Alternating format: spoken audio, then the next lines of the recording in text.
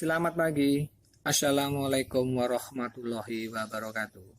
Selamat datang di video edukasi konsep perencanaan keuangan syariah. Perkenalkan, saya Teddy Hernowo Budi, entrepreneur di bidang keuangan dan personality genetik. Salam kenal, salam sukses mulia. Apa sih konsep perencanaan keuangan syariah?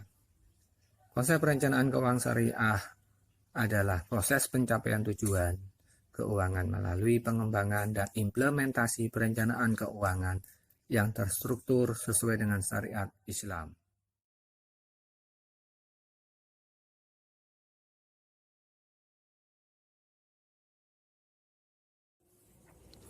Di sini kita membahas 3 tujuan pokok dalam perencanaan keuangan syariah.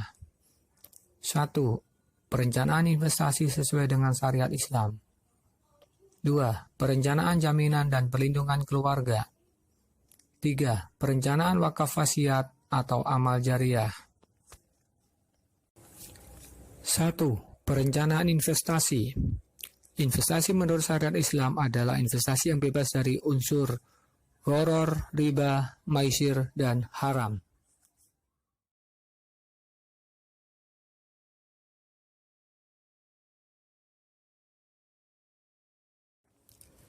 Gharar. Apa sih gharar itu? Suatu transaksi yang mengandung unsur-unsur ketidakjelasan sehingga menimbulkan konflik di kemudian hari.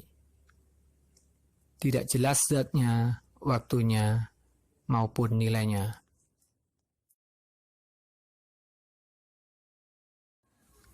Contohnya, yuk beli barang saya, nanti saya bagi keuntungannya.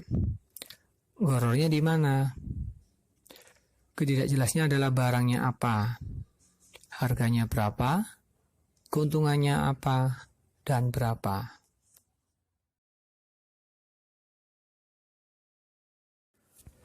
Riba. Apa sih riba? Riba adalah penetapan bunga dan melebihkan jumlah pinjaman saat pengembalian berdasarkan persentase tertentu dari jumlah pinjaman pokok yang dibebankan kepada peminjam. Riba secara bahasa bermakna ziyadah atau tambahan. Dalam pengertian lain, secara linguistik riba juga berarti tumbuh dan membesar. Ancaman riba adalah dosa besar. Sesuai dengan Al-Baqarah 275, neraka kekal di dalamnya. Contohnya, kelompok 1. Ada 10 orang sepakat untuk mengumpulkan modal untuk membuat usaha agar dapat memperoleh keuntungan. Masing-masing menyetor uang 100 juta rupiah. Total uang yang terkumpul adalah 1 miliar rupiah. Uang diserahkan ke P sebagai pengelola. Dan P berjanji akhir tahun masing-masing dapat keuntungan 20%. Rugi atau untung, pengelola wajib memberikan keuntungan kepada investor sebesar 20% atau 20 juta per orang per tahun. Artinya, ada penambahan pasti yang disepakati di awal. Inilah riba.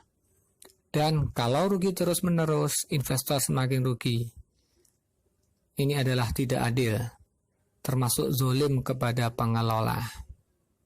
Karena inilah riba dilarang dalam Islam.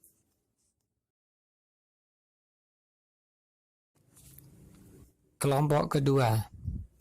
Ada 10 orang yang sepakat untuk mengumpulkan modal untuk membuat usaha agar dapat memperoleh keuntungan. Masing-masing menyetor uang 100 juta rupiah. Total uang yang terkumpul adalah 1 miliar rupiah. Uang tersebut diserahkan kepada P sebagai pengelola. P dan 10 orang investor bersepakat akhir tahun ada pembagian hasil apabila ada keuntungan sebesar 20% untuk menambah modal, 60% untuk investor atau 10 orang, 15% untuk pengelola.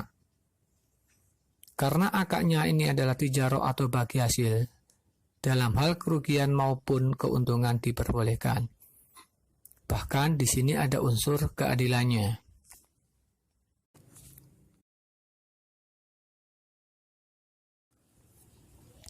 Maisir atau judi adalah transaksi yang di dalamnya ada salah satu orang yang dirugikan dan yang lain diuntungkan.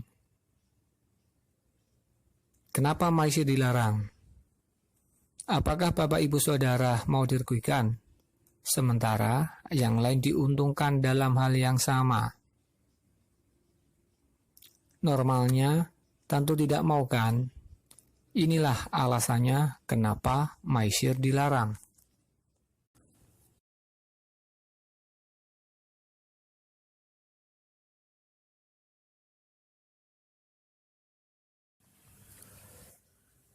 Pada contoh di atas, pada kelompok 1 ada kecenderungan maisir, karena ada salah satu pihak yang dirugikan. Kalau untung besar, pengelola diuntungkan, sementara investor dirugikan. Kenapa? Karena pembagiannya tidak adil. Kalau pada saat rugi, pengelola semakin rugi. Kenapa? Karena harus membayar janjinya kepada investor. Dan inilah yang menjadikan investor zalim kepada pengelola. 2. Perlindungan jaminan keluarga. Kenapa hal ini penting? Sesuai dengan perintah Allah dalam Al-Baqarah 240 yang artinya, dan orang-orang yang akan meninggal dunia di antara kamu dan meninggalkan istri, hendaklah berwasiat untuk istri-istrinya, yaitu diberi nafkah hingga setahun lamanya dan tidak disuruh pindah dari rumahnya. Apa maksud ayat ini? Bagi para suami atau bapak sebelum meninggal dunia, hendaklah mempunyai wasiat atau pesan. Ada harta sebagai nafkah buat istrinya selama minimal 1 tahun dan tidak boleh diusir dari rumahnya. Apakah bapak-bapak atau suami ibu sudah mempunyai wasiat ini? Kalau belum, ayo dibuat dalam video berikutnya. 3. Perencanaan wakaf wasiat atau rencana amal jariah.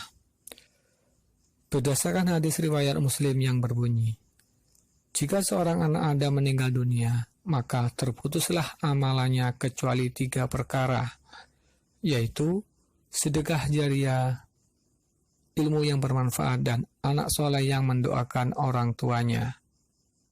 Hadis riwayat Muslim. Apakah Bapak Ibu Saudara sudah mempunyai 3 hal tersebut?